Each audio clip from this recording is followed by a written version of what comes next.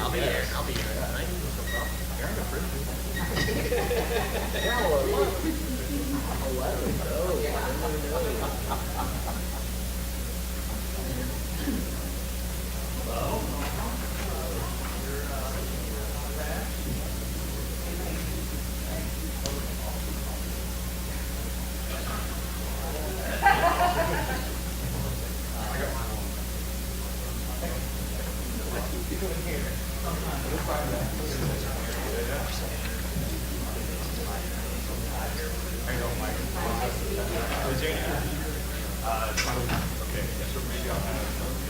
No, I'm not gonna do it. And I, you guys want to do it? And I got it. Okay. Yeah, yeah.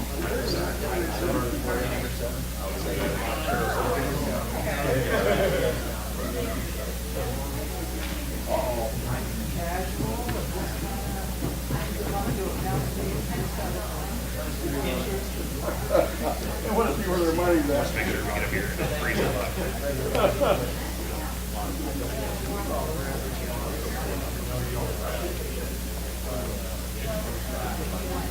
Oh, you get that in Germany?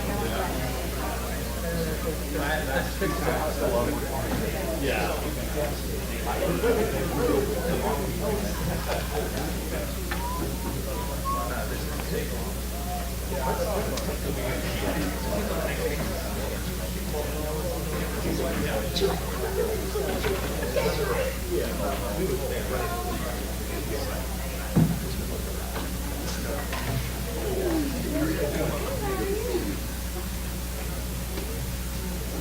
What's the flowers for tonight? God, I didn't know who he was with it. How are you, sir?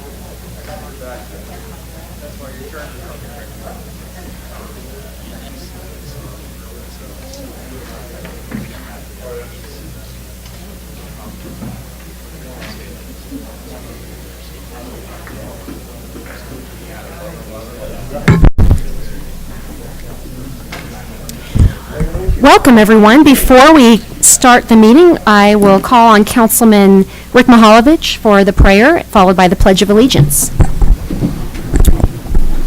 Let us pray. And be thankful for the health, safety, and welfare of the citizens and guests visiting our city, and to the staff and public safety personnel who have the direct responsibility in this function of city government. Let us pray for continued guidance in our deliberations and decisions, welcoming to the public open minds to new ideas and conviction for improving the health, safety, and welfare of the city of Jefferson. Amen. Amen. I pledge allegiance to the flag of the United States of America and to the republic for which it stands, one nation, under God, indivisible, with liberty and justice for all. At this time, I'll call to order the Monday, May 6, 2019 City Council meeting. Mrs. Donaldson, roll call, please. Fitzwater. Present. Graham. Here. Hensley. Present. Hussey. Here. Kimna. Here. Mahalovich. Present. Prather. Schreiber. Present. Ward. Wiseman. Present. Thank you. Item 3, is there a motion for adoption of the agenda? We think she's here. I don't know. Is there a motion to adopt the agenda? Second, yeah. All in favor, say aye. Aye. Any opposed? Motion passes. And also, I recognize we have some scouts with us this evening in the back, so we always enjoy when we have scouts here, and we'd love to invite you up to the podium if you'd like to say your name and what school you're all from, and if you're working on a certain badge, let us know. Welcome. My name is Gabe Heckel. I'm a part of Troop 8. Welcome. What school? Thomas Jefferson Middle School. Great. Glad to have you here. And are you all working on a badge together? Communications. Great. Welcome. Thank you. My name is Logan Mears. I go to Trinity Lutheran, and I'm working on communications also. Great. Welcome. Tyler Mears. I go to Trinity, and I'm working on communications too. Great. Adam Johnson, Trinity Lutheran, Communications. Great. Well, we're so happy to have you all here. So welcome to the City Council meeting. Thank you. And before we do our miscellaneous agenda items this evening, there is one thing that with a heavy heart we have to announce this evening is many of you know the sweet Margaret Romph, who was really an inspiration here in our community, and she was really an amazing young woman, and she passed away, and her family told us that Margaret's favorite color is purple, so you'll see that many of us this evening have purple on in order to celebrate Margaret's life, or we have the purple flowers on, these purple carnations. And I know Margaret went to Jefferson City High School. She really loved cheerleading. She was quite an inspiration. I know the lives that she's really had an influence on are really really appreciative of her strong spirit, and our hearts and prayers are with her family tonight. So we just wanted to take a moment and celebrate her memory, and her family said this evening that they are using the hashtag #ILoveMargaret. So in that spirit, we want to get a picture of the council, and we are going to hashtag that #ILoveMargaret, and we want to share our thoughts and prayers with the family. So it's a sad occasion, but we want to use this moment to celebrate her memory. So if council would join me up front here, and all the others that have purple on this evening that would like to join us, and we want to share our thoughts with her family this evening. Madam Mayor? Yes. If I could, Margaret and my daughter was on the same cheer team, which was a traveling cheer team, which Capital City Cheer here in Jefferson City, and their color was purple. And certainly she was a joy and a cheer. She even traveled when she could. Even though she was confined to a wheelchair, she still traveled with the team and was part of one or two of the shows in which we had. So certainly she was a joy. We're going to miss her. Rest in peace, sweetheart. Thank you, Councilman Graham.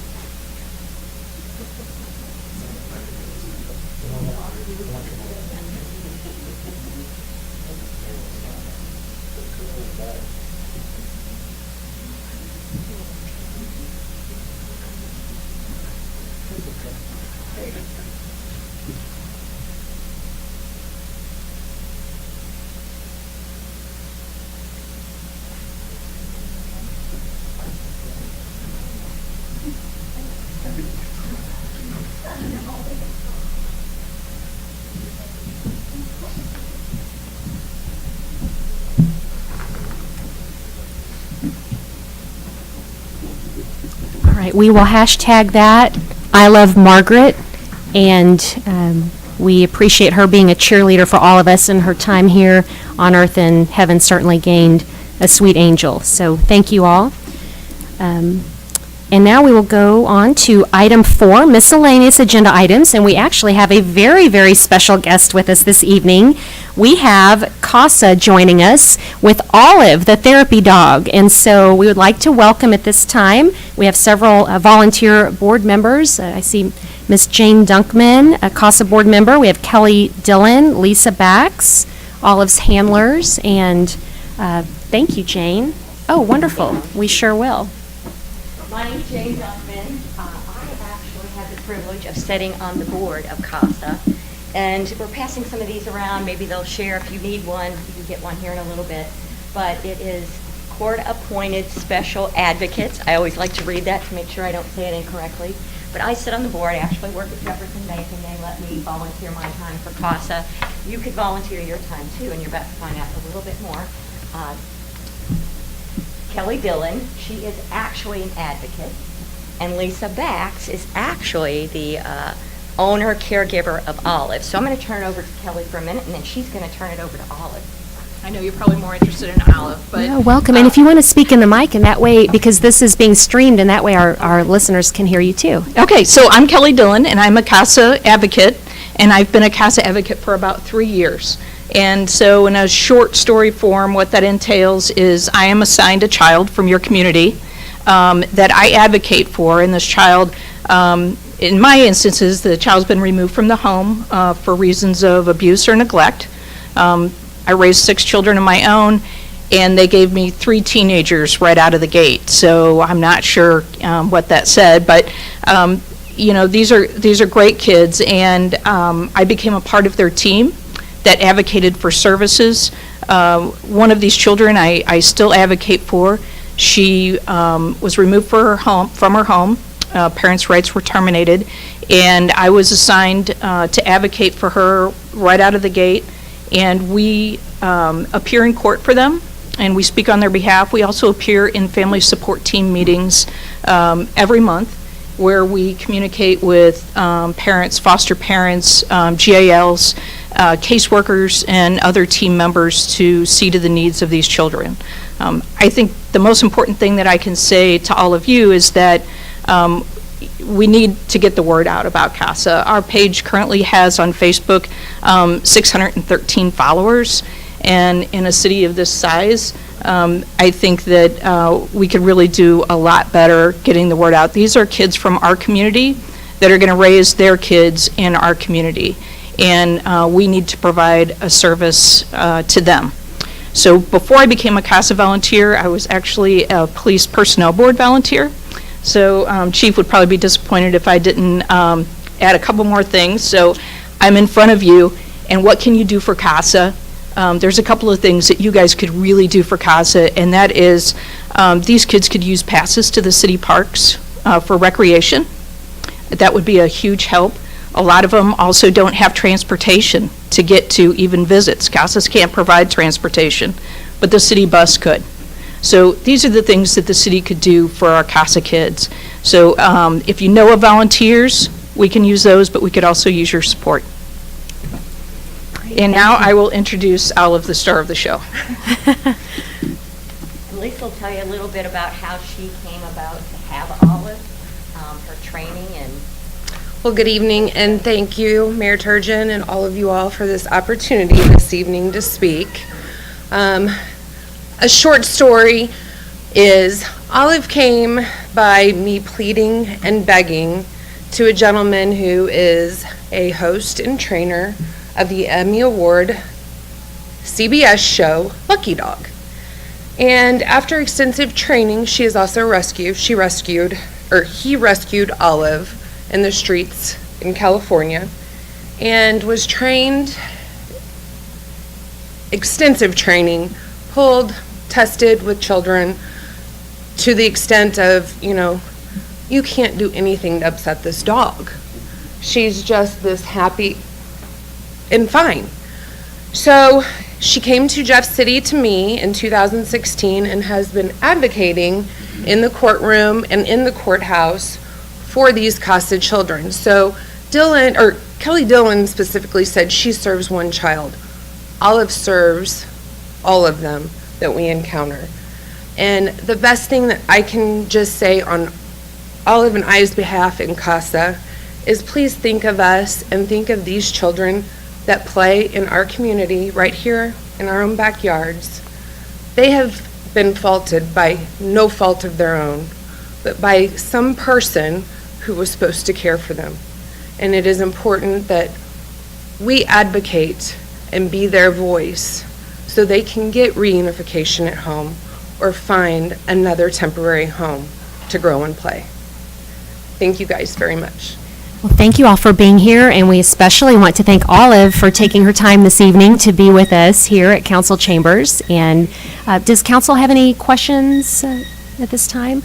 I would like to say I do have, thanks to you, my own little personal Olive, so we will make sure Olive has a home in the mayor's office. So very, very excited to have this little Olive. And we will do our part to get the word out as well now that we know a little more about it. It's a wonderful program, so thank you all for being here to share tonight. So if you'd like to come forward, we'd love to get a picture with Olive. And I know you also have Mr. LaCure. You're welcome to come up too if you want to get in our picture, and we'll have council come up here and Okay, we'll have a picture. and definitely get a picture.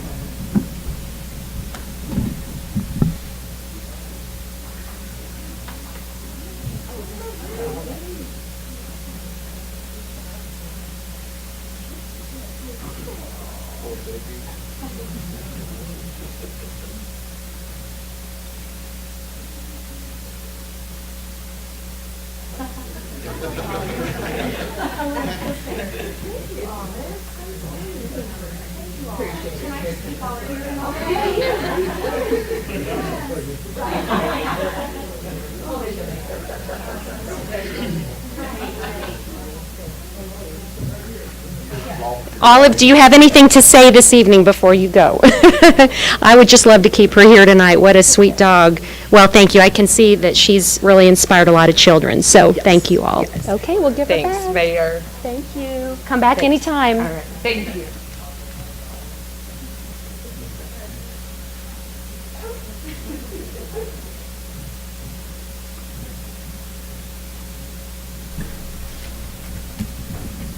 So did we just elect Olive to something while I was over there? First ward. Oh, First Ward. We have a spot right here. Thank you. That is great. All right, item B, we have an announcement for the Springfield Cardinals Cole County Day at the ballpark. I'll turn it over to Mr. Kimna. Yeah, so mark your calendars, Saturday, June 15th, Cole County Day at the ballpark. I know Sam Bushman coordinated this a few years ago along with Central Travel to take a group of people down to see a Springfield Cardinals game. So this is going to happen on June 15th. $60 per person if you want to ride the bus, game tickets and free tailgate if you want to go down by yourself. $20 will get you a game ticket and hang out at the tailgate. Again, Central Travel has coordinated this, so if you are interested, tickets are available at Central Travel at 573-634-1317.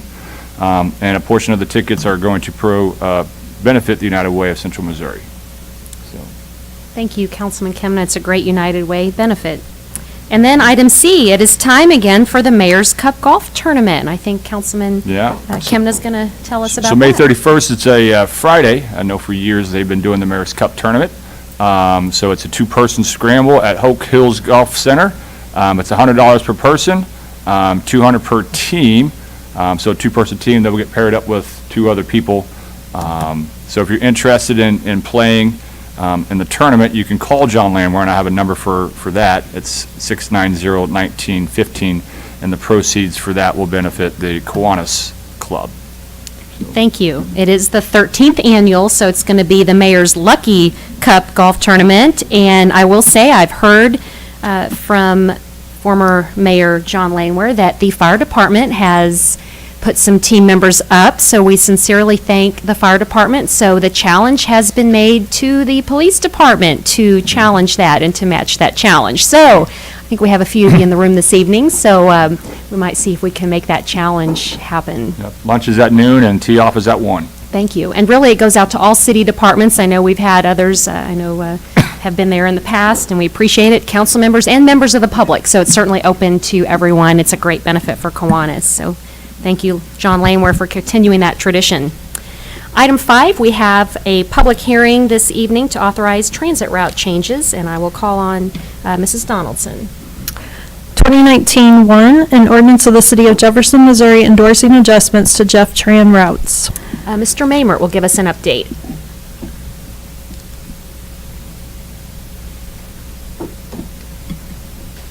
Welcome. Good evening, Mayor and Council. I suspect most of you hope that I'll be as succinct as Olive was in my remarks, so I'm going to give it my best shot. Back in December, we recently reconfigured our routes. We've heard from some of our users, some of our transit riders, and they have asked us to make some adjustments to those routes. What you have in front of you this evening is indeed those types of adjustments that they've asked for. Would you mind putting up on the screen, if you would, please? It's also in your packets. Let's start off with the black route. Don't see anything on the screen yet.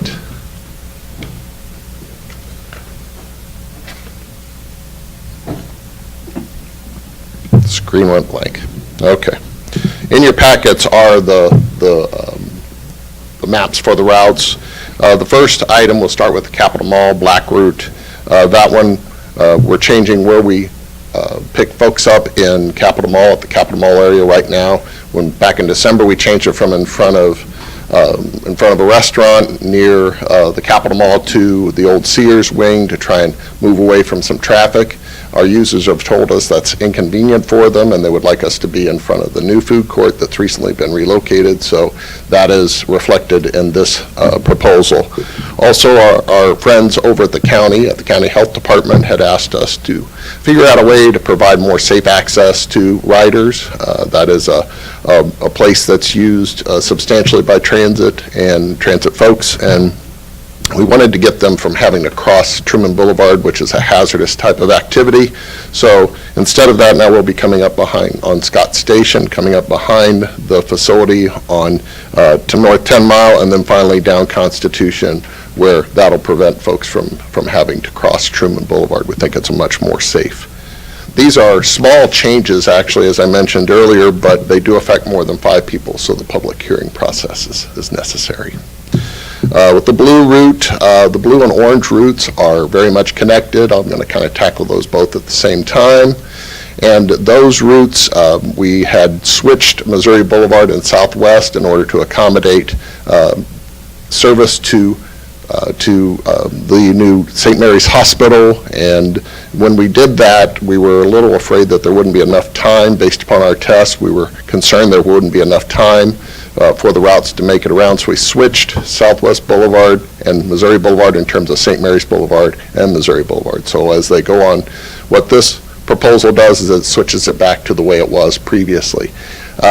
We thought that our riders would like to have more options and more connectivity. Turns out they prefer the more direct route. So we try to listen to our customers when they tell us where we've made an error or where we could bring things back to where it would work better for them. So that's an accommodation for both the orange route, which is Missouri Boulevard, as well as the blue route, which is Southwest.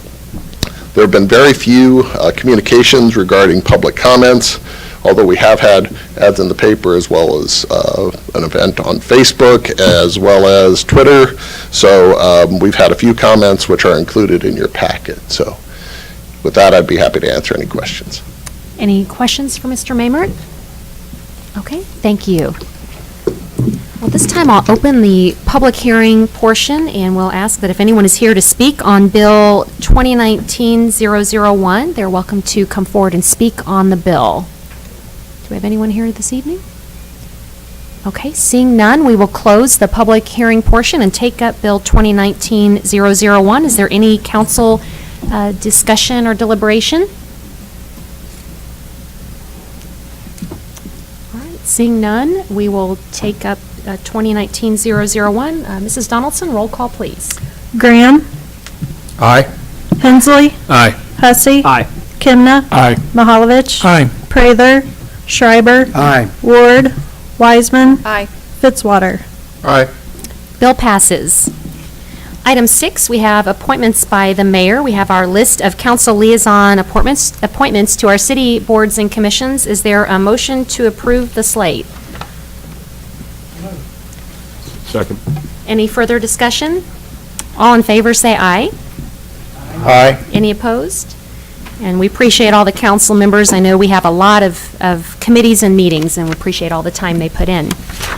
Item 7, presentations from staff, consultants, and invited guests. At this time, we would like to invite Mr. Gus Wagner and some others this evening from Phillips 66 Pipeline Project to give us an update.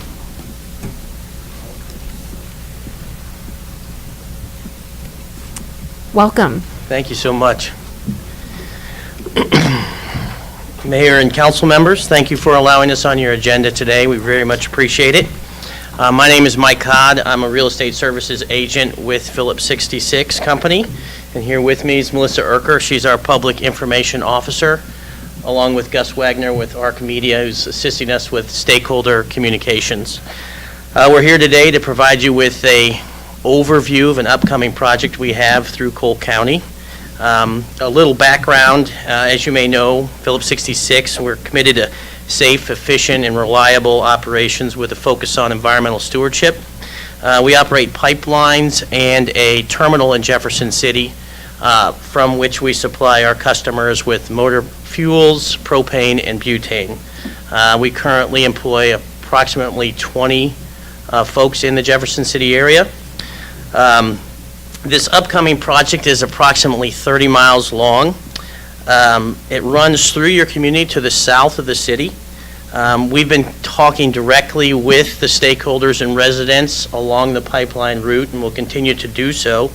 Our goal is to minimize the disruption to the community and to the environment, and so we'll continue to talk with the community members and with our stakeholders to make sure we do that. We also feel it's important to obviously inform the community leaders like yourselves of the upcoming project, so if your stakeholders and constituents have any questions, we can help you direct them to some channels of communication that we've set up. We're going to be replacing this pipeline, a 30-mile segment of the pipeline. The current pipeline's in fine shape. We maintain it and operate it under DOT standards. We're proactively replacing this segment with a thicker pipeline because we feel it's Phillips 66, it's best to exceed the industry standards. This work will take place between the Osage River and just south of California, Missouri.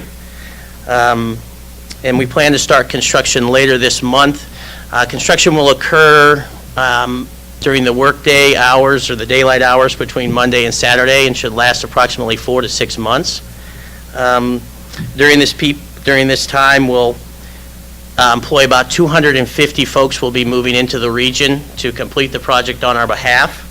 And we're going to be using some special methods to minimize the impact of the community and the environment. We're going to be boring or using horizontal directional drills to go under waterways and roads and through more residential areas. And we'll have a website that ARC Media has helped us put together that we've disseminated on the handouts that you can supply to your constituents if they have any questions. Do you guys have any questions for us at this time? Thank you. Is there any questions of council? Okay.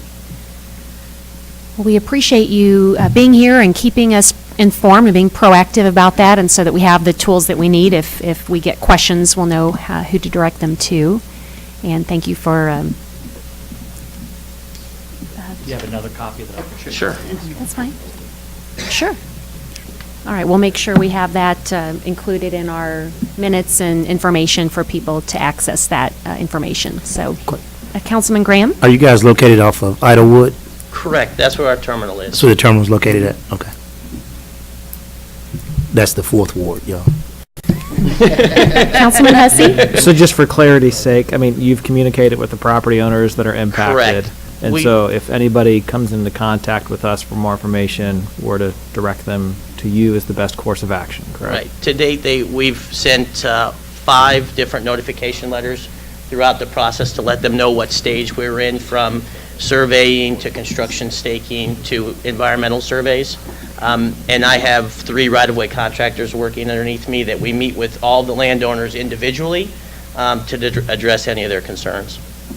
And I think we learn a lot of times, as I'm sure you do, that everybody ignores that, and then the crew shows up to do the work, and they say, I haven't heard anything about this.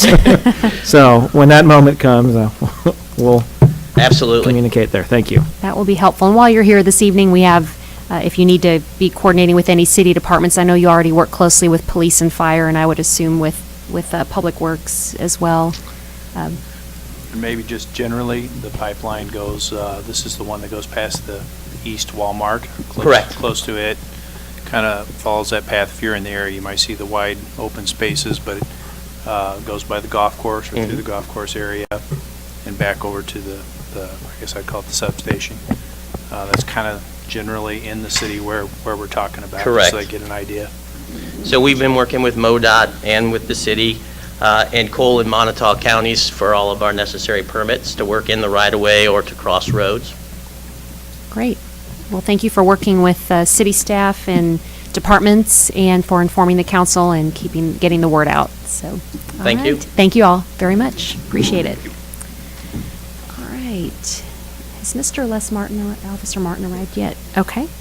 All right. Item 8, we have announcements by mayor, council, and staff. And we'll remind everyone that our committee meeting schedule and agendas are listed on jeffersoncitymod.gov. Are there any announcements from our 4 standing committees this evening?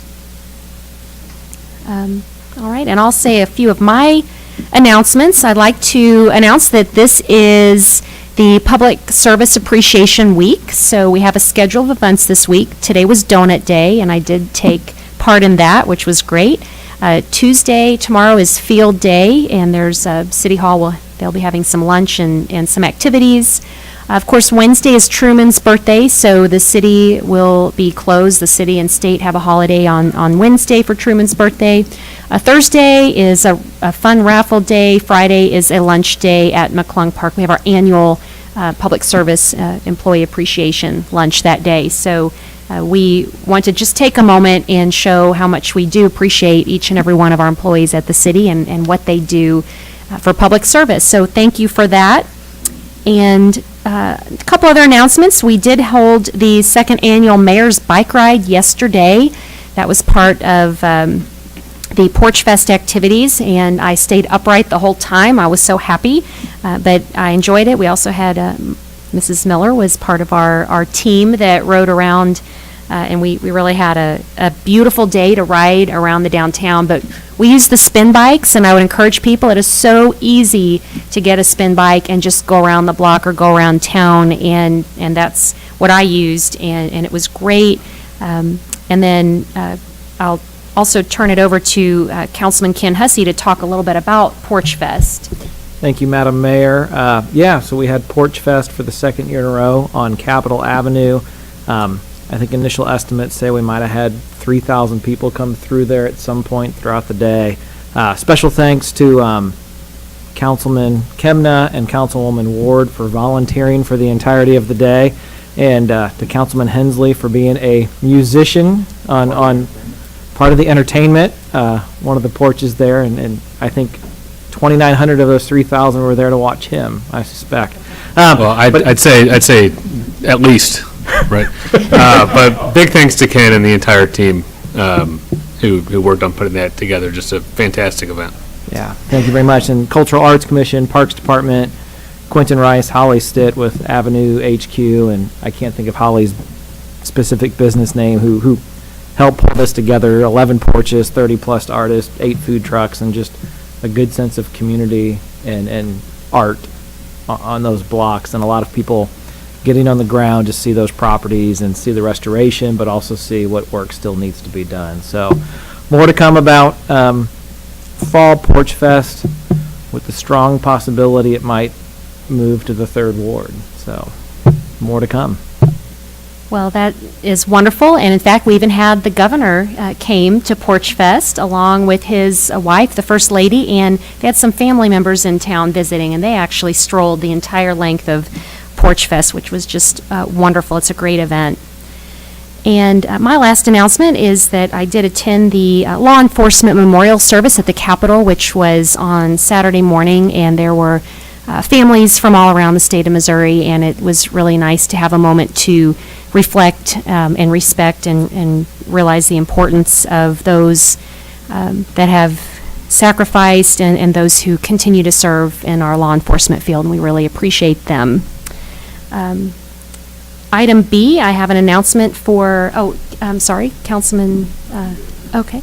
I'll go through a couple of these. The Missouri 2021 Bicentennial moment for this meeting is going to be to follow the Bicentennial on Twitter. So I never say get your phones out, but right now I'll say get your phones out, go on Twitter at Missouri 2021 and follow them for updates on social media. So I hope that you're following the Bicentennial on Twitter, and so we can get updates on what's going on for that.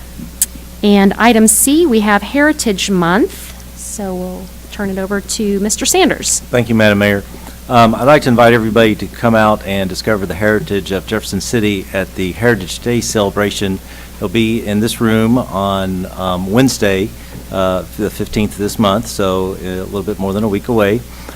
We will be, it's sponsored by the Historic City of Jefferson and the Historic Preservation Commission.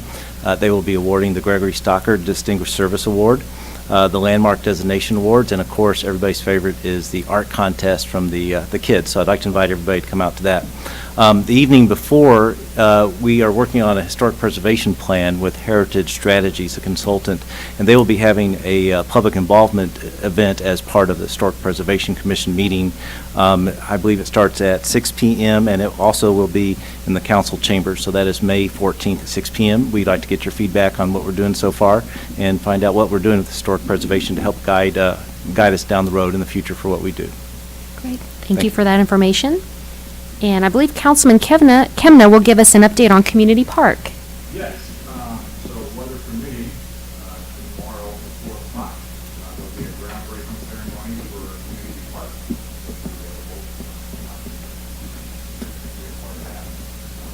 And then I'll just kind of throw in, I know tomorrow night is the kickoff for Thursday Night Lights, so Thursday night. Thursday night. Yeah. Or not, sorry, Thursday night would be your. Yeah. Tomorrow's Community Park, Tuesday, but Thursday would be, yeah. That's right. Yes. Great. Yeah, there were a lot of people here for Shelby Fest. They had a great day for that as well, lots of visitors. All right, and then we have the Patriotic Roundabout. I think Councilman Mahalovich is going to give us an update. Yeah, thank you. I've been asked by Hank Stropman to challenge the council to get him over the last hump on donations to the patriotic roundabouts, and Hank has been a real champion for this, and he's overcome several hurdles in a high hill, and being an ex-general, hills are nothing for him to conquer, so it's been a big event for him to have created those, been the genesis for it and been the driving force for those roundabouts. If you haven't been to the east side, please do that and drive by them because they are amazing. That'll make when it's done, there'll be 4 of our roundabouts that have taken some sort of beautification, and maybe that challenges other sides of the community to adopt these roundabouts. But the East Side Business Association and Legion Post 5 are accepting donations for the roundabout. I encourage people to give what they can. With that, I don't know if Councilman Graham has any. Hank and I we were together this afternoon, and I think he said there was $10,000 short. So if each council member can give $1,000, we can get over the hump today. So I know, the Eagle is up in one of the roundabouts. As Hank and I was driving around town today, one of the Eagles is up, so it looks very nice. So they're starting to work on the other roundabout that's closest to the Walmart side. So But seriously, we do need donations, so if you can, please give. I don't know if you guys have contact information. American Eagle, American Legion. Those five, and Eastside Business Yeah. Association, if you want to tax deduction. Right. Great, thank you. But $10,000 short, we can get there. All right, let's make that happen. We got pledged for Rick. All right, Cool, Rick kicks us off. thank you. Thank you. Oh, thank you, Councilman Prather. Okay. All right, at this time, I'd like to invite Amy Rogers. She's going to give us an announcement this evening. There is a program that our Parks and Rec is working on, and Amy is helping to bring some awareness and hopefully some fundraising to that. Yes, thank you, Madam Mayor and the council members. I'm with Showdown Theater Camps here in Jefferson City. We are co-sponsored by Parks and Rec, and we're very thankful for them to co-sponsor us. This summer, we have a special camp starting right after the first 3 theater camps. It'll be our film camp, and we are bringing in an LA director to shoot this film and to teach the kids how to do films on their phones or any kind of device that they may have. And he's actually going to come into LA. It's Stephen LaMorte, and he will be actually making a full-length feature film that will have its red carpet premiere here in Jefferson City within the next year, hopefully next spring if he gets it all done. We are raising donations. We have 5 different donation levels, and we have a Facebook page. We have an Instagram page. We don't have Twitter yet, but we're getting there. You can also find more information about the camps and how to enroll kids in the camps on the Parks and Rec page. And if you need any kind of information, we can get with Angie Tobin, who is the one that is our connection through Parks and Rec. Or I can give anybody an email. I can get that to the council, and if there's any questions, just email me. I know the mayor has my email. But are there any questions about the camps or about the film? Any council questions? Okay.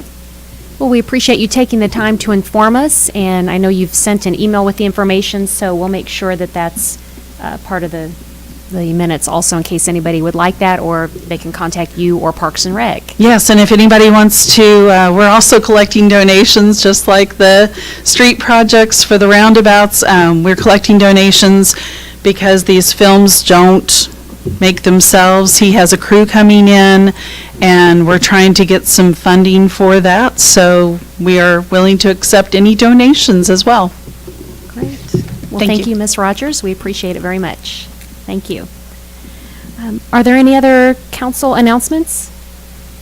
Okay. Item 9, Lincoln University Student Representative Update, Ms. Carolyn Winjaro. Thank you, Madam Mayor and Council as a whole. I would first of all like to thank all of you and the community as well for coming out and supporting the President's Gala. It was a great success, had a lot of fun. They had me speak, if only you could see me shaking. Whew, it was tough, but we had a good time. Thank you, thank you, thank you, thank you for always supporting the Blue Tigers and the Lincoln University family. And also, it's finals week, school is about to be out. It's one of those weeks you don't sleep and you survive on coffee. But also, we're having the Lincoln University track and field team, both men and women, will be heading off to nationals in 2 weeks. So cheer them on as they go out and represent us. This past weekend, they just had a track meet, and we had, in the women's team, 2 of the ladies came out as, took the first place. So we're doing something. Thank you. Well, that is great news, and good luck with finals. And I will say you did a fantastic job. You did an amazing job at the gala, getting up there on stage and telling your amazing story. I know several of us were there that evening, and just so very proud of you, and you represent the students so very well. So thank you. Item 10, presentations from the gallery on specific bills or resolutions. So we don't have any signed up this evening for that. Item 11, consent agenda. Is there a motion to approve? So moved. Second. Any further discussion? All in favor, say aye. Aye. Any opposed? Motion passes. Item 12, bills introduced 2019-06. An ordinance of the City of Jefferson, Missouri, changing the name of West Miller Street rear to Courtney Way.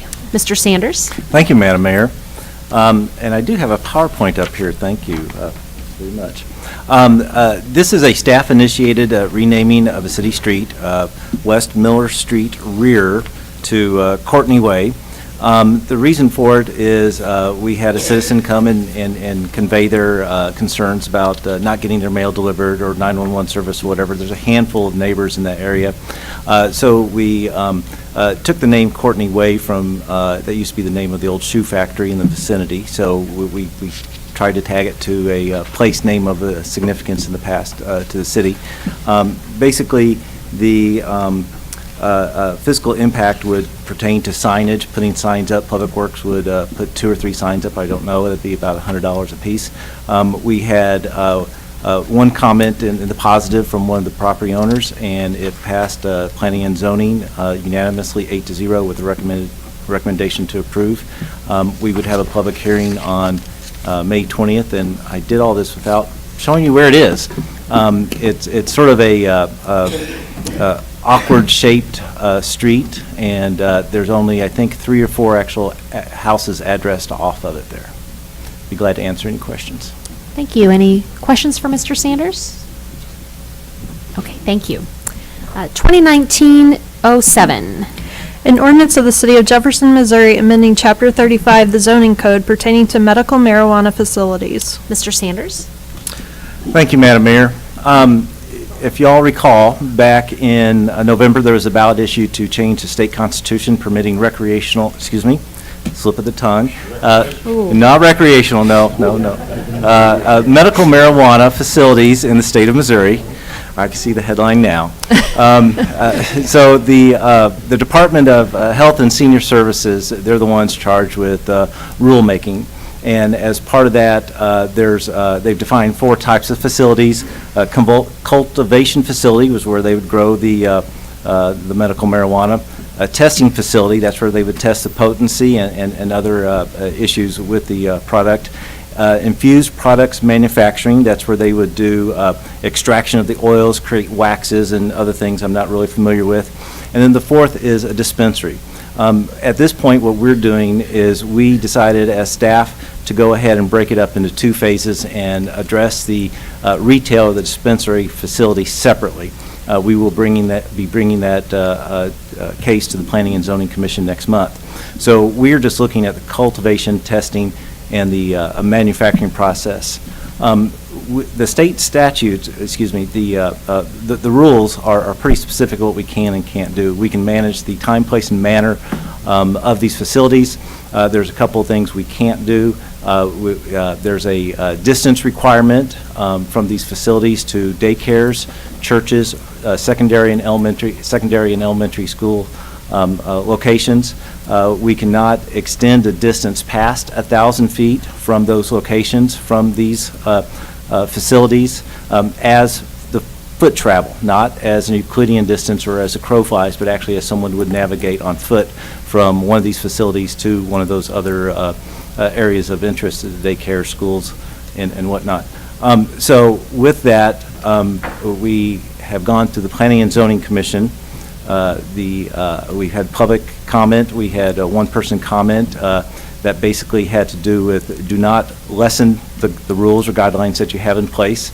The Planning and Zoning Commission approved putting these facilities in general industrial, which is M1, or M2, or light industrial, which is M1. So there are certain areas of the city that might be able to accommodate these with those being permitted uses. There's a map up there. This map, I'd like to note, in purple are the areas that are zoned M1 and M2. Those gray areas are buffers out of the 1,000 feet from the property line of daycare, schools, and churches. I'd like to note that that is as the crow flies, not as someone would walk. We don't have the databases to actually navigate what the distance would be to walk, but that gives you a general idea, general representation of where those facilities would be permitted when this zoning moves forward. With that, I will finally look at my notes. It closely mirrors the state, the rules, and the fiscal impact on the actual zoning action would be none. If you have any questions, I'd be glad to answer them, or if they're on the legal side, Mr. Molman's prepared to do so too. All right, thank you. Any questions for the medical marijuana facilities? Councilman Mihalovich. There's been complaints by some communities that have experienced marijuana growth that during some part of the process it has a very distinct and foul odor. And looking at that map, it appears that, some of that's within the city, populated area of the city. To me, if it's going to be an M1, M2, it almost needs to be in an area M1, M2 where it's not as heavily populated. Because I think there's plenty of articles out there about the odor that's produced. The second and third question I have has to do with the second phase. So since you're only introducing the first phase, I'll just leave my comments to that. Would you like me to respond to the odor issue? You are correct. I've also seen those articles and newscasts. My understanding on the cultivation facilities where they grow it, they get a permit for 30,000 square feet at a time, and then they'd also have to have other room inside the building. So one permit, the building is probably going to be very large and would probably not fit into many of the other areas. Not that there aren't buildings, but I would imagine if someone's going to make this investment, they're probably going to be looking at a very large footprint for security and other things that they would have to do. I would imagine, based on what I've been reading and looking at, these are high-tech facilities. They'll probably be in new facilities. They'll probably be looking for open ground that has all the infrastructure, water, roads, things like that. It's pretty high-tech. My take on it is it would probably be more in the areas that have open land already ready to be developed. The odor, Mr. Molman might be able to respond whether that would actually violate the noxious odor laws, and there might be some enforcement on that way, but other than that, I'm not sure how we would address the odor issue.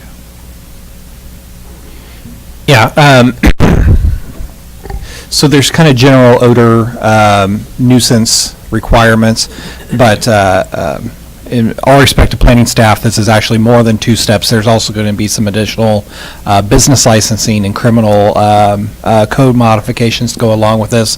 One of the things that many cities are looking at when doing the business licensing as opposed to the zoning restrictions is to have odor control requirements as part of a business license.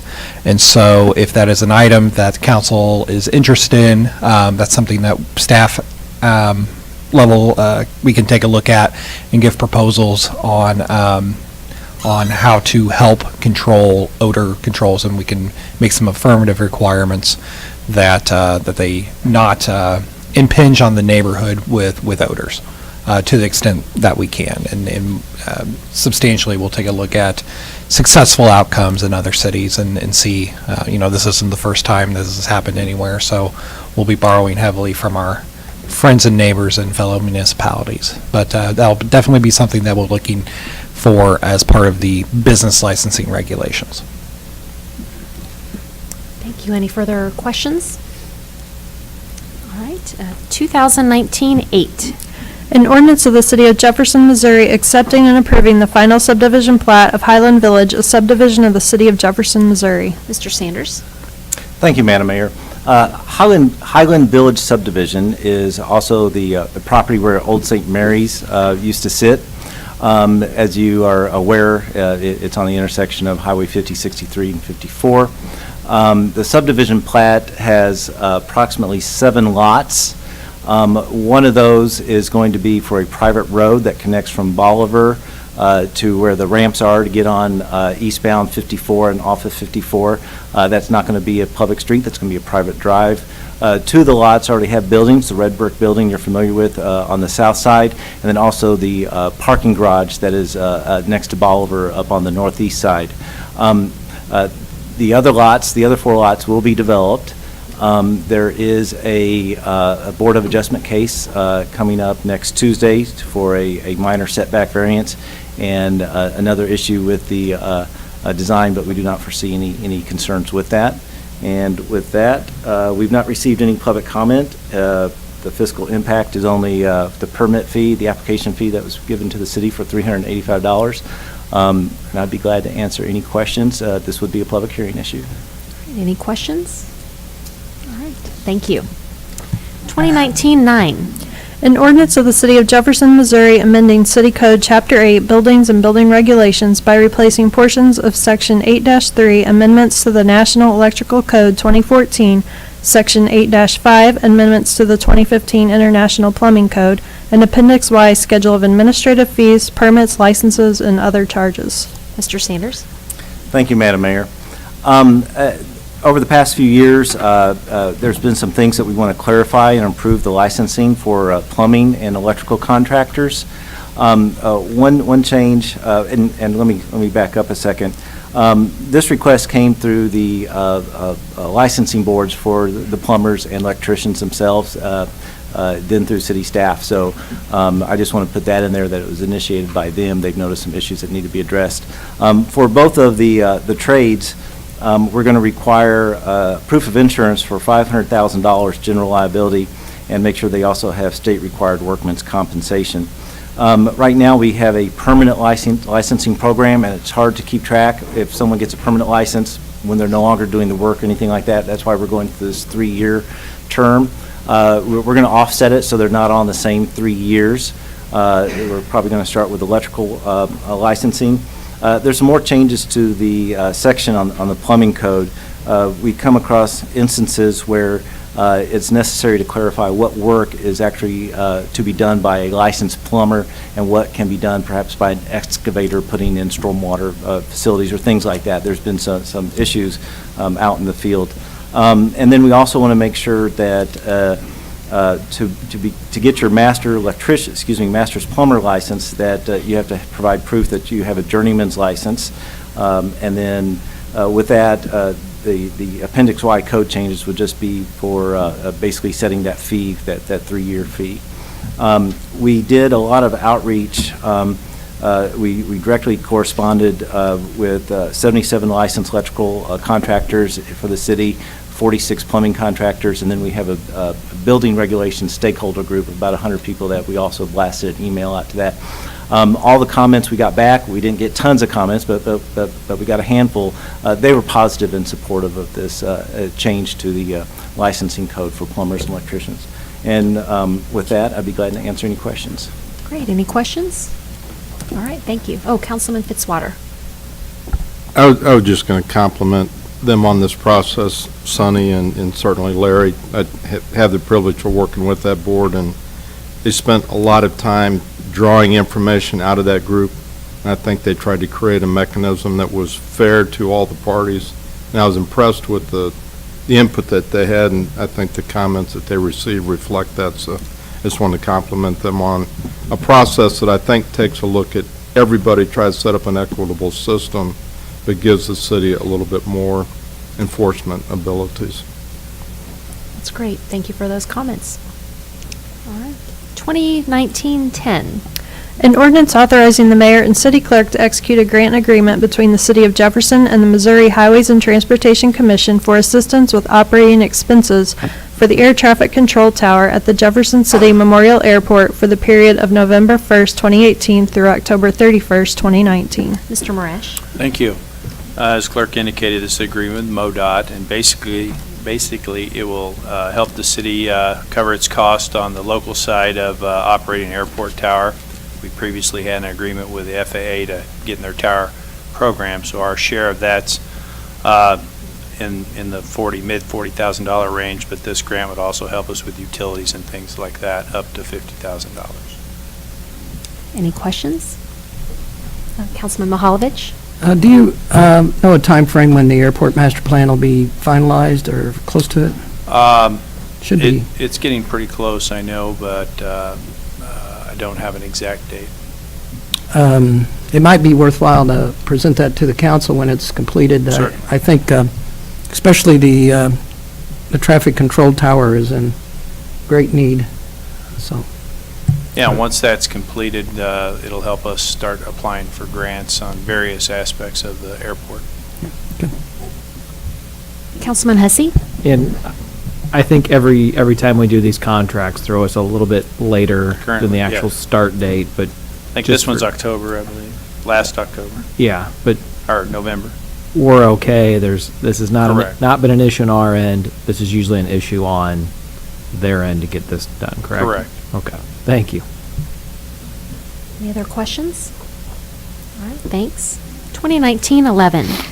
An ordinance of the City of Jefferson, Missouri authorizing the mayor and city clerk to execute an agreement with Jefferson Asphalt Company in the amount of $909,116.55 for the 2019 mill and overlay project. Mr. Marash? Thank you. Again, this is an annual contract, our overlay contract we have every year. The Jefferson Asphalt was a low bidder, and we actually had 2 bids this year, Higgins Asphalt, so some competition in that bid. And the list of streets was discussed at the Public Works and Planning Committee meeting, and be happy to answer any questions. And I remember, Mr. Marash, we discussed but there was an update, I think, to the list from the one that was previously shared at the last Public Works meeting. I guess I would just ask if you don't mind, maybe Yeah. sending that list back to the council for, I don't think it's in the packet here, Okay. but just so that we all can see the updates that were made. Thank you. Certainly. We can Councilman Graham? email that out. That was going to be my comment. I would like to see that list in case you need to make some recommendations for adjustment in case. Okay, any further questions or comments? All right, thank you. Item 13, bills pending. We've taken up number 1. We'll take up 2019-2. An ordinance of the City of Jefferson, Missouri authorizing the mayor and city clerk to modify an agreement with the Jefferson City Firefighters Local 671, commonly known as the Work Agreement. Chief Schofield. Thank you, Madam Mayor. The reason this bill appears before you today is that it does modify the existing work agreement between the city and local firefighter 671. To provide a little bit of context and background, we've been meeting for a little over a year, maybe 2, discussing different points of the potential implementation of a shift change like this. And what it essentially allows is for 2 24-and-a-quarter-hour shifts to be worked back-to-back. And most of the changes that you'll see in the document reflect 3 categories. One is the definition of what a shift actually is as it pertains to the work agreement, and then also how vacation time is selected. And then finally, the effective date or the implementation timeline. So that would take effect sometime between January 1st of 2020 and between there and March 31st. So we don't know that we have a specific date in which this would take effect if it were approved tonight, but we've worked through a lot of the challenges, and I believe that we have a good understanding of what it might look like and the potential impacts to operations, which are pretty minimal. We have, from the very beginning, said that our priorities are to maintain the existing level of service and to not have any negative financial impact on the city. So I know that we do also have members of Local 671 here tonight, and I believe they are prepared, as I am, to answer any questions that you might have.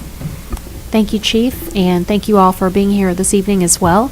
Does council have any questions or comments? Councilman Mahalovich? I was wondering if somebody could comment with regard to incentivizing or decentivizing this change in regard to our firefighters living within the area, specifically the city of Jefferson. Yes, you will recall that a few years ago, the city did change their policy on the residency requirement. And at that time, we also discussed it pretty thoroughly within public safety. And our determination at that time for the fire department was that radius rule would maintain and be in effect. And so we didn't change the radius rule. That is something that other departments, I would say, that have gone to this schedule have noticed, is that if they don't have a residency requirement, that a lot of their personnel do travel from very far distances, something that we did not see as a benefit. We feel that it's important for people to have a connection to this community and to be somewhat local within reason. We understand that, the radius, the 25-mile radius, 30-minute response time That is 25, is that what it was? It didn't change to 30, yeah. So just to clarify, it is 25 miles and 30 minutes response time is important, not only for a connection to the community, but also in such cases where we would need to call back personnel if we had major incidents or overtime opportunities. We want them to be available so they can come back and serve as needed. And I'm happy to let members from the local also respond to that if they would like.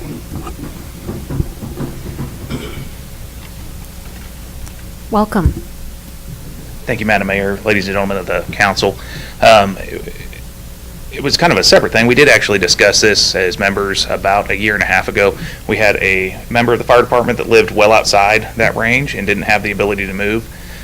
We put out a survey to the whole union to find out if this was something that actually people felt strongly about, and it was. We actually got overwhelming support that people enjoyed, or not necessarily enjoyed, but supported the 25-mile radius and the 30-minute response time.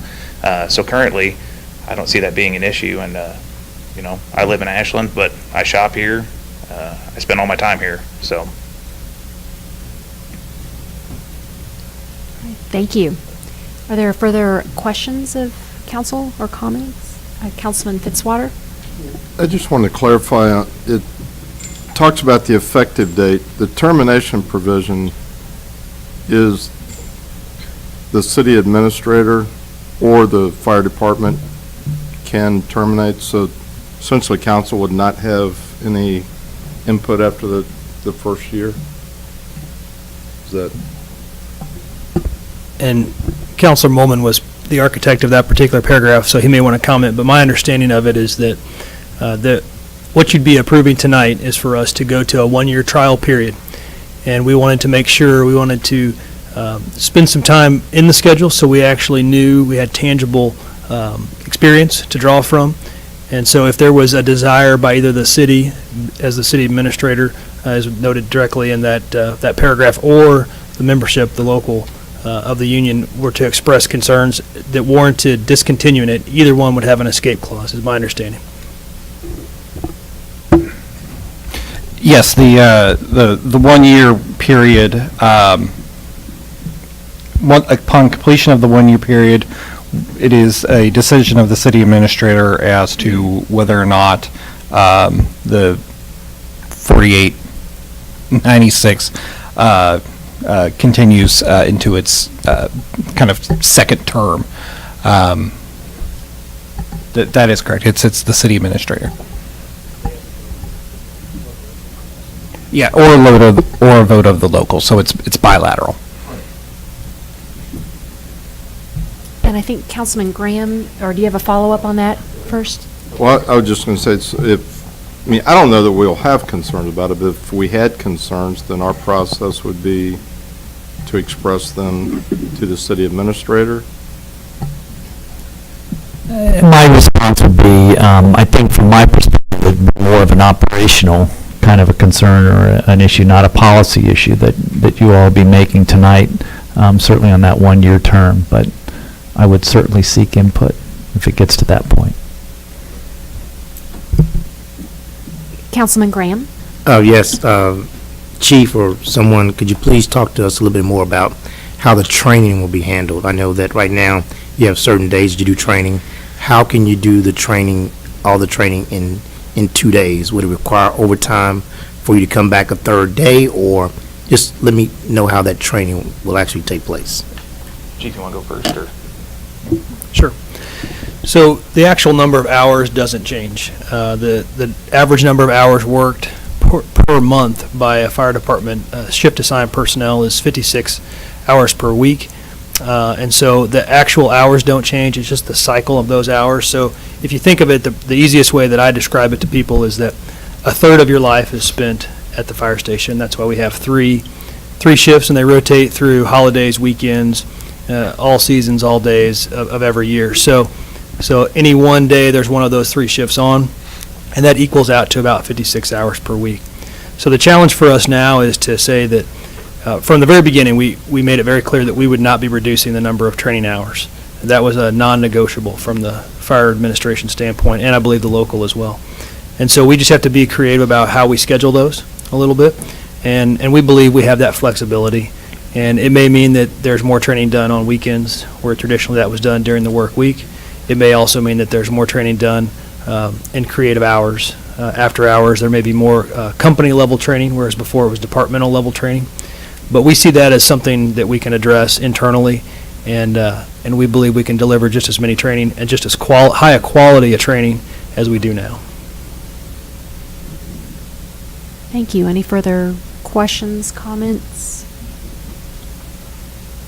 Okay. Well, we appreciate all the input and working together to bring this to us.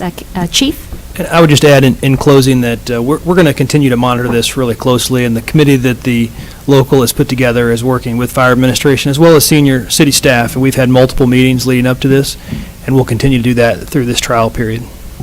Thank you, Chief. All right. At this time, any further deliberation? All right. Roll call, please. Hensley. Aye.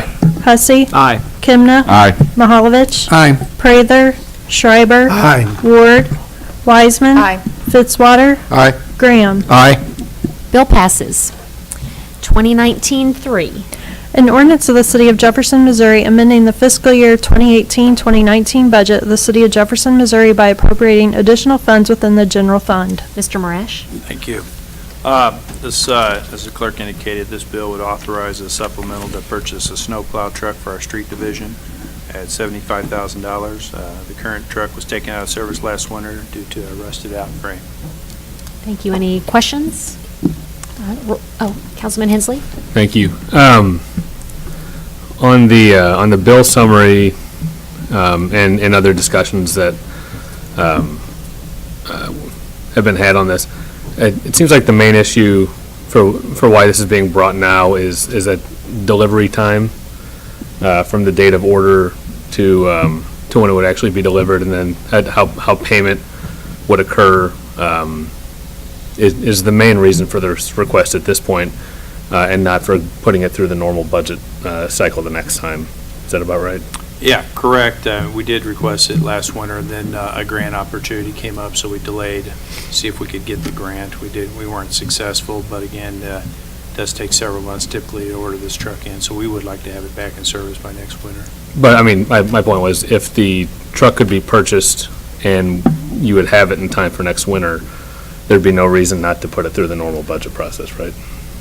Well, the normal budget process doesn't typically conclude till like August, so we couldn't purchase. No, that's my have it point. For that winter. Yeah. Yes, okay. correct. I'm sorry. I was Okay, following you sorry. there.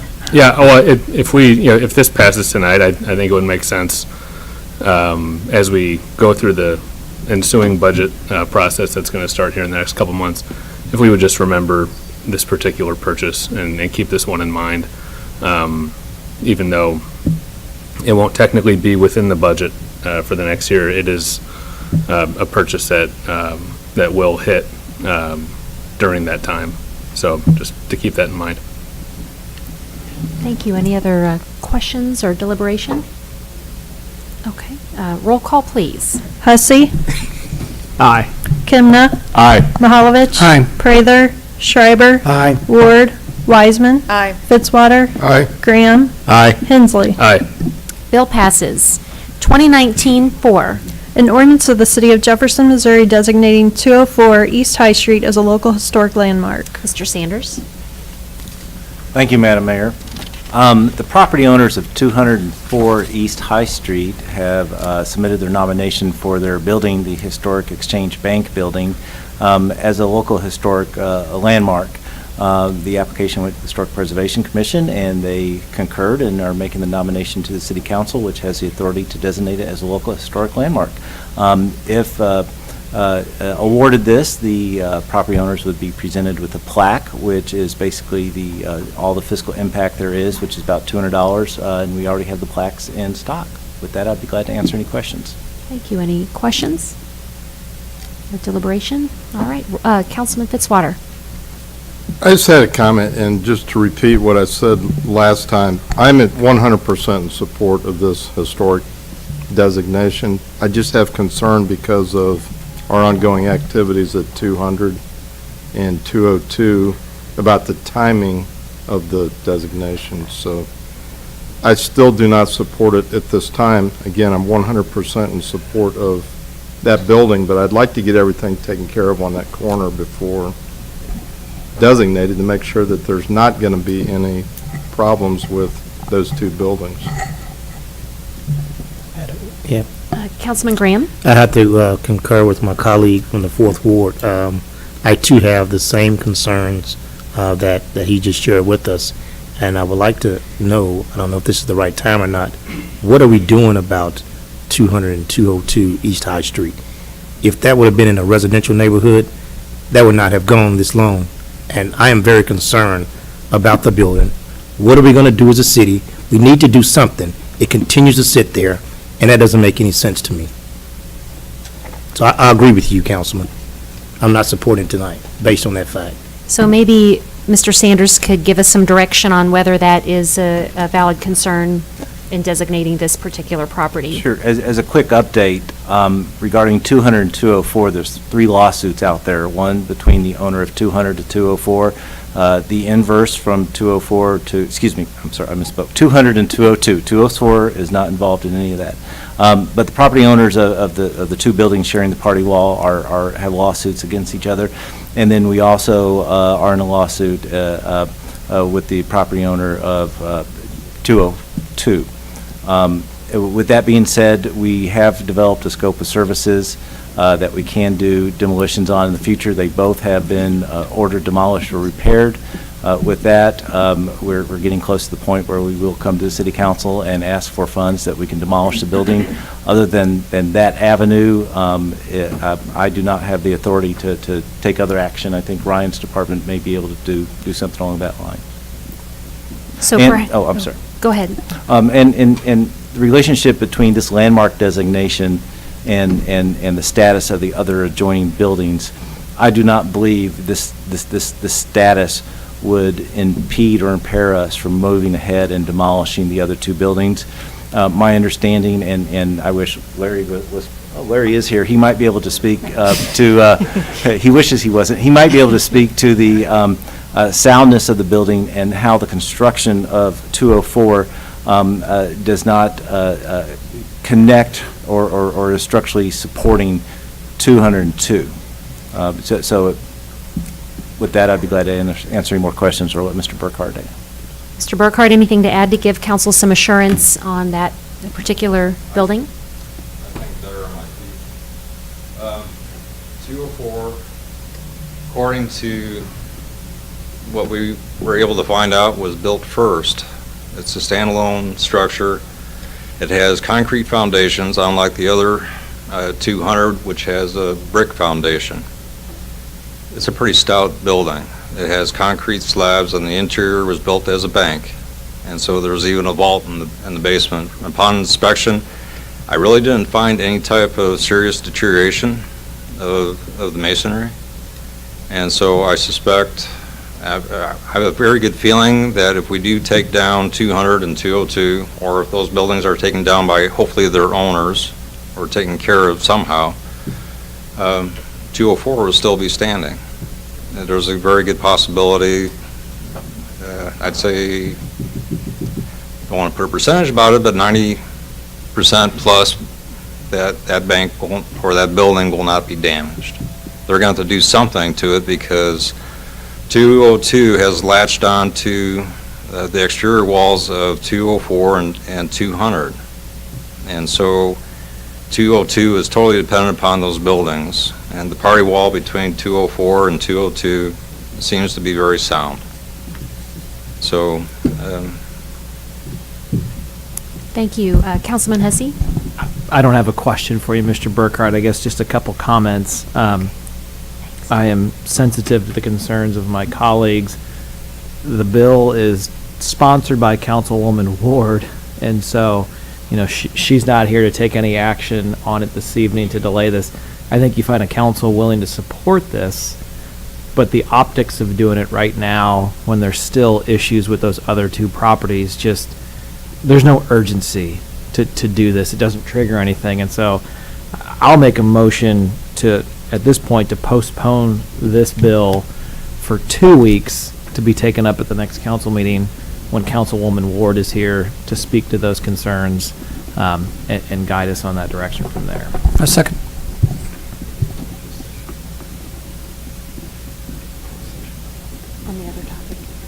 So we have a motion and second to postpone the bill to the next meeting, and I'd want to ask, would that affect the ceremony date? Isn't it that week?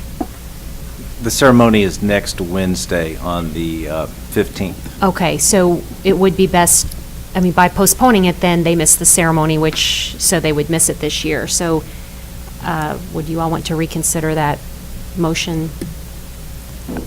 Personally, I mean, it's a ceremony. When we get to that point, if it requires an additional ceremony, I think that's fine. I think that from where I sit, it just seems like there's enough concerns with 200-202, that process what's taking place, that it just seems best to get that resolved and then come back and address this. Okay, so we have a motion and second to postpone. Speaking on that motion, I would prefer, especially based on the discussion this evening from staff that have said that it's sound, that we move forward with the process, and the historic designation, although ceremonial, it still is, I think, an important designation in this building that's been faced with having the challenges a couple doors down from it for quite a while, that the city is working through that process as diligently as the law allows us to. But certainly they have worked very hard to make this building something very nice and beautiful renovation. And so I wouldn't want our actions to hinder at least even the perception of that, of what they're doing. And hearing tonight that it does have the structural integrity intact, that there is a difference between these two and the other buildings. With the others have a shared wall. This does not. So it's, according to staff, we don't have any reason to worry about that. So they're still doing business despite all of the everything we have, and that building is still there. So I would ask council to vote on it this evening so that they can participate and be part of this next week. We have a motion and second to postpone, so any further discussion on that motion? Okay, so we'll take up the motion to postpone. Roll call, please. Kimna, Aye. Mahalovich. Aye. Prather, Schreiber. Aye. Ward, Wiseman. Aye. Fitzwater. Aye. Graham. Aye. Hensley. Aye. Hussey. Aye. Motion passes, so we'll postpone to the next city council meeting, and maybe, depending on that outcome, have a different ceremony. Councilman Graham. And along those same lines, I don't know, we've done so much on East Capitol to make it look beautiful, and we're doing stuff on East High Street, and we have visitors coming into our town and visiting downtown, uptown, and to drive by and see 202, the buildings coming, is sad. I hope that whatever law is in place, that we can do something soon, because that is an eyesore. And like I said earlier, if that was in the neighborhood, that would have been taken care of a long time ago. So I think that whatever we can do to speed that process up, we need to speed that process up, because that is an eyesore, and it makes our downtown looks bad, and then people asking questions, what about the rest of the city? It's crumbling down. We want people to come downtown and visit it. But when they see that, the questions in their mind, is the rest of the buildings falling down too? Is this what Jefferson City is about, falling down? Let's take action, and action quick. Thank you so much, staff.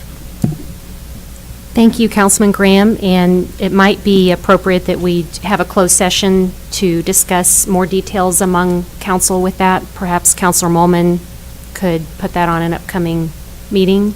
It sounds like that would be appropriate at our next council meeting to have a closed session. And again, lawsuits are pending, so we're somewhat limited on what can be said since we have lawsuits filed. Let's see, we've already voted on that. So 2019-5. An ordinance of the City of Jefferson, Missouri designating 214 and 216 Madison Street as a local historic landmark. Mr. Sanders. Thank you, Madam Mayor. 214 and 216, I think everybody's aware, is Madison's.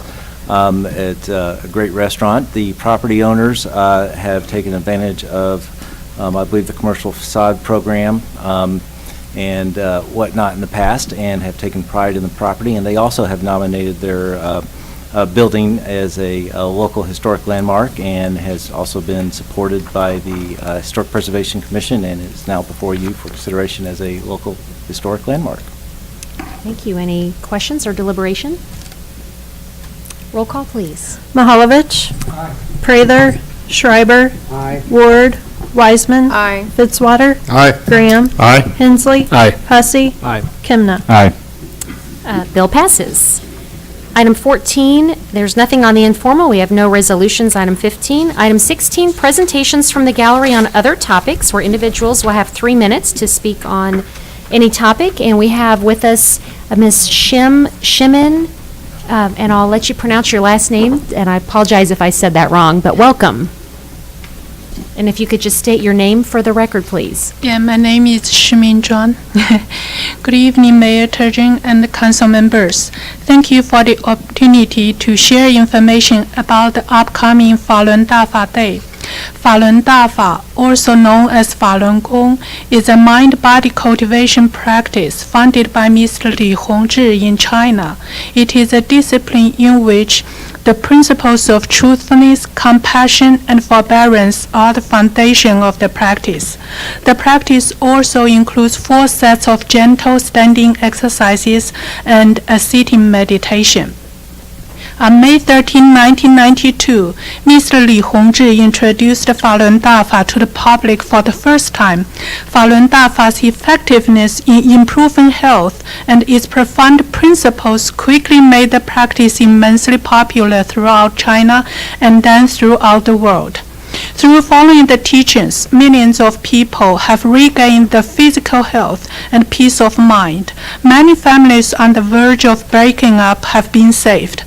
According to a survey conducted in September 1998 by the National General Sports Administration of China, in which more than 12,000 Falun Gong practitioners responded, 98% reported health improvements after practicing Falun Gong.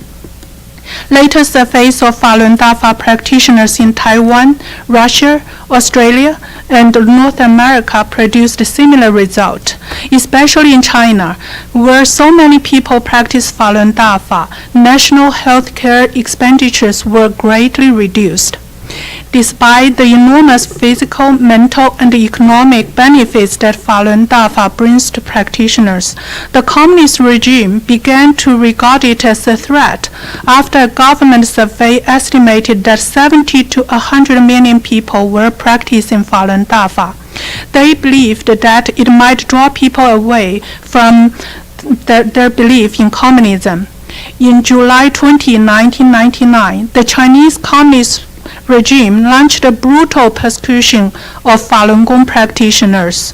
For the past 20 years, false and hate-inciting propaganda, arbitrary arrests, cruel torture, brainwashing, imprisonment, and even forced organ harvesting from living practitioners have been used in an attempt to eradicate the practice from China. Despite these most difficult times, Falun Gong practitioners have not given up their righteous belief. They risk all they have to kindly, peacefully, and continually tell people the truth about Falun Dafa. Over the years, more and more people, both inside and outside of China, have learned the truth and have seen through the evil nature of the Chinese Communist Party. In 2000, May 13 was declared as World Falun Dafa Day. On this day every year, Falun Dafa practitioners around the world celebrate World Falun Dafa Day in various ways and wish Mr. Li Hongzhi, the founder of Falun Dafa, a happy birthday. This year, May 13, 2019, marks the 27th anniversary of Falun Dafa's public introduction and the 20th annual World Falun Dafa Day. I would like to take this opportunity to invite my neighbors to join us in celebrating World Falun Dafa Day and hope that more people can learn about and benefit from the practice of Falun Dafa. Thank you. Thank you, Shimin. And are there any questions? Okay, thank you very much. Thank you. And I just saw we have Mr. Officer Les Martin here, and I know you were under a previous agenda item. Would you like to come forward at this time? Madam Mayor, Yes. while Mr. Martin comes forward, I know that we originally had him under 7B, but he couldn't make it here on time. I know that under that number 7, you can get 5 minutes. So I'm asking my colleagues, do you mind if Mr. Martin gets 5 minutes instead of 3? Okay, looks like, I think that's fine. Okay, welcome, Mr. Somebody Martin. make a motion? Okay. Somebody make a motion. Motion for 5 minutes for Mr. Martin. Okay, all in favor? Aye. Any opposed? Okay, welcome, Officer Martin. Thank you, Mayor and council members. Excuse me. My name is Les Martin, and I am the team manager for a team which is known as Bare Minimum. First of all, let me explain why I'm talking about Bare Minimum. It's a team that's made up of Elias and JC kids. All 3 of them are sophomores. They've been in this program for 9 years. 2 of the 3 have been in the program for 9 years. It's based on critical thinking, creative thinking, as well as team time management, and also the skills that they are able to bring together. So Destination Imagination is the opportunity for them to express a way of doing things outside of the high school. Neither high school do support the program at this point, but we are trying to get them in. What they have to do is they have to create a skit, and I'll pass some information out to you guys shortly after. They have to build a structure that's made out of balls of wood, out of wood glue, and out of tethered fishing line. Now, the unique thing about tethered fishing line, a lot of you guys and gals may know, little kids and even maybe some high school kids will not know what that is.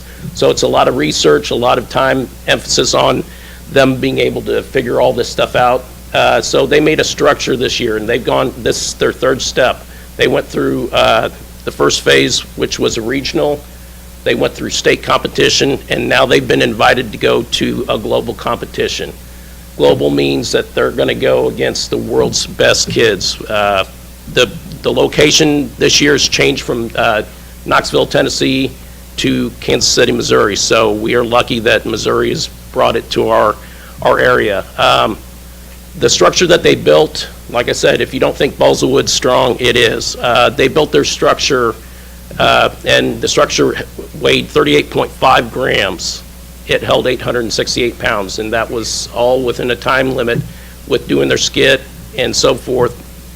Time management wise, they had to do everything in 8 minutes.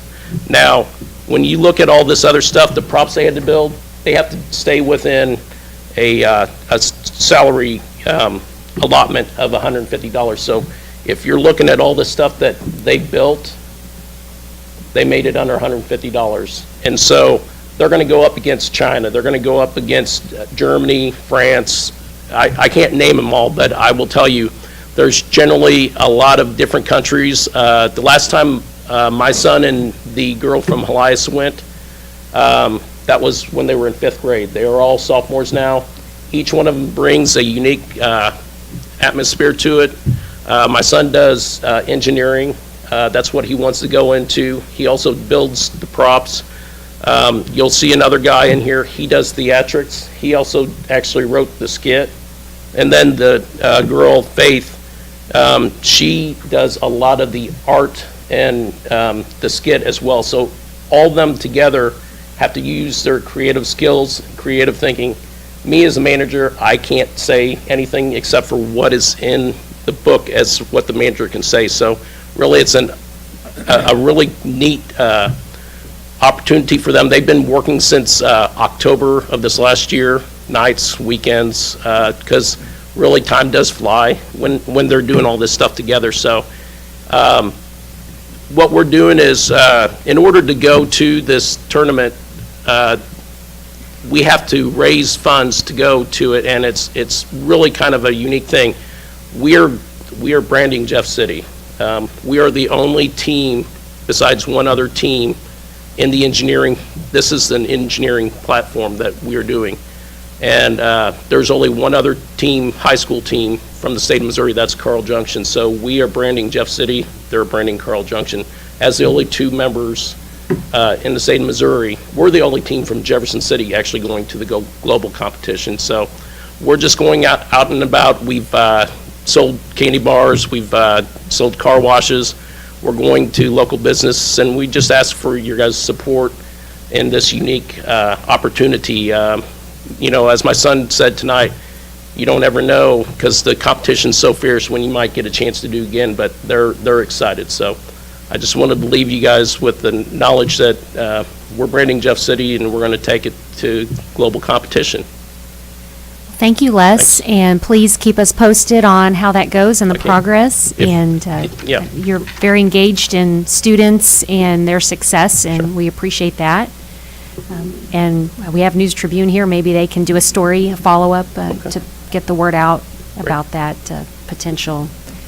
Councilman Graham? I had the opportunity to see the video, and it is amazing what they do with that 800-plus pounds in that small space that they have. It is amazing.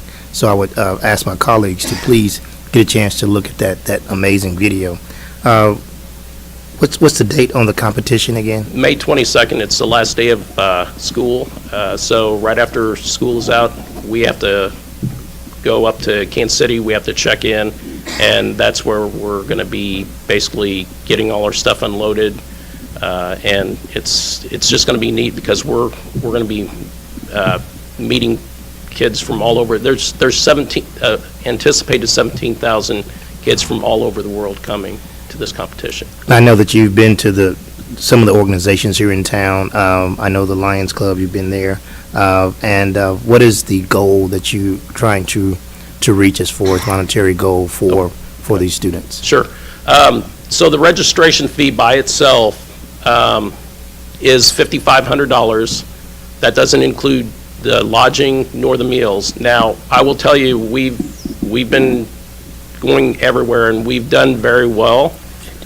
We are just trying to make sure that these kids can do it. The hotel, stay in and of itself for the families, we're taking that on because we want to do that. But, this past weekend we were out at Hy-Vee selling the candy bars, and we've had a lot of help from businesses to donate items so that we can sell to make our goal.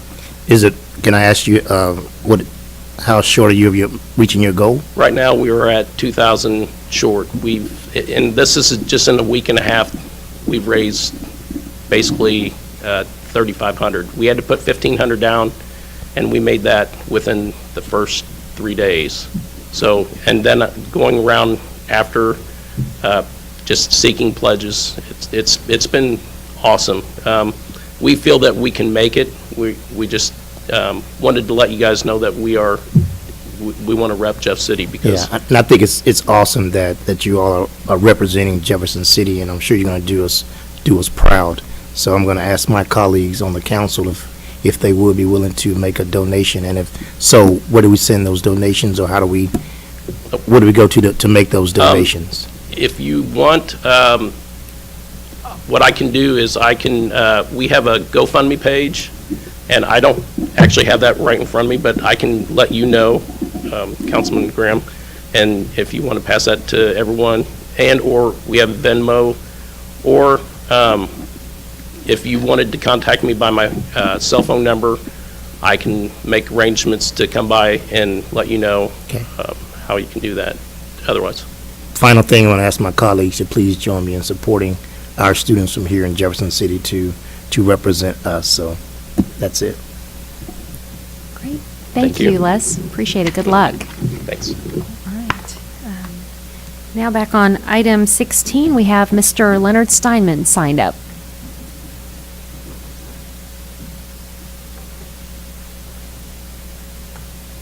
Welcome. Good evening. Leonard Steinman, 2217 West Edgewood. I would like to clarify one thing first, though. That is not the Exchange Bank. That is a Farmers Exchange Bank. My mother was a brick holder. Her family was. So make sure it's the Farmers Exchange Bank instead of just the Exchange Bank. There is two different aspects. I have a complaint as a taxpayer and as a citizen of Jefferson. I drove for a trucking company for roughly 4 weeks before I realized what they were doing to our city. They have roughly 90 trucks running in and out of this town 3 times a day. They run a CNG, clean natural gas. They're not paying their share of the bills for the road upkeep because they're not paying no road taxes. They're not paying no fuel taxes. The other factor is they have 3,200 pounds of pressure on that gas, and they got nothing but two vessels on the top side that are plastic fiberglass, and one vessel on the bottom side that is basically an aluminum diesel fuel tank with that much pressure in it. They can only run 2,000 pounds because anything above 2,000 pounds, you have to have a CDL license for hazardous material, and you also have to have it placarded on the tractor, not just a trailer.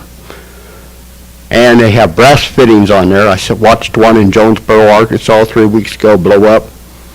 30-foot hole deep, 70 foot around, started spray out 400 feet. I got pieces of the spray. That's when I decided to quit driving for this trucking company. As the chief of police and the chief of the fire department, you need to investigate what's going on there, because some of them are basically sitting at a certain aspects in Jefferson City as just sitting. All you got to do is go by there with a sledgehammer, hit it real hard, and that brass fitting comes off. Guess what? You got an explosion, a deep one, a very serious one. I appreciate the comments that you're going to have, and you can ask any comments you want, but I quit the company because of it. My profession, my true profession is trucking, and this is not part of my profession. And I have went to the lieutenant governor. I have written an article in the newspaper, and I have quit and told them why I quit. So let's, as the city of Jefferson, let's put a stop to this CNG because it's nothing but a nasty gas. Thank you. Thank you, Mr. Steinman. Item 17, council and staff discussion on presentation topics. Item 18, any new business? Oh, Councilman Mahalovich? Sorry for that, but the CASA asked for passes for bus and parks. Do we have a method for J.C. Parks to have a fund that buys passes? How would a person allow these CASA folks to get on our buses or get on the parks? Do you have a... Well, I am now a CASA volunteer myself, so I've been working with Mr. LaCure on scholarships for camps and stuff like that. So Alex and I are working together on those projects. Okay. Very good. Thanks. And thank you for... As far as buses, we do offer a program where various agencies or folks can purchase passes in bulk. And it's something similar Lincoln has done in sharing the cost of those, so you can get in a contract with the city. I think the city manager approves those. Okay. And a lot of times we encourage people to get their donors to contact us about that. Okay, thanks. Good point, Councilman Mahalovich. Is that something maybe that you could work with CASA and communicate that piece to them a little bit? Yeah, certainly. Or maybe talk with Aaron and get that? Okay, great. Thank you. Any other discussion? Any new business? Any unfinished business? Motion to adjourn. So moved. Second. All in favor, say aye. Aye. All right. Have a great evening. Thank you.